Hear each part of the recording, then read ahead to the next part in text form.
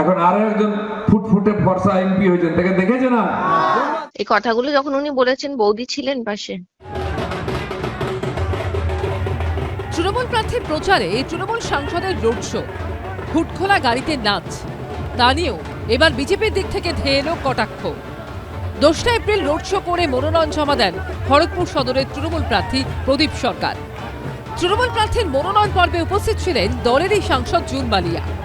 প্রদীপ সরকারের সমর্থনে গাড়িতে নাচতে দেখা যায় তাকে।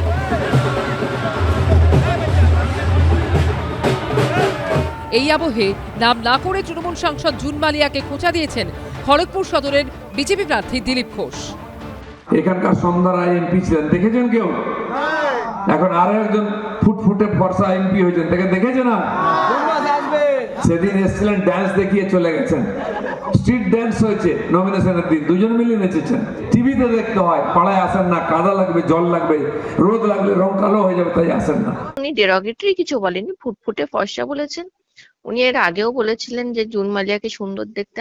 আমি বুঝতে পারছি যে দিলীপটা আমাকে পছন্দ করে। যদি ফাইট করতে হয় পলিটিক্যালি করুন। ভোটের আগে কথার লড়াইয়ের আঁচে মেদিনীপুরের মাটি এখন ফুটছে।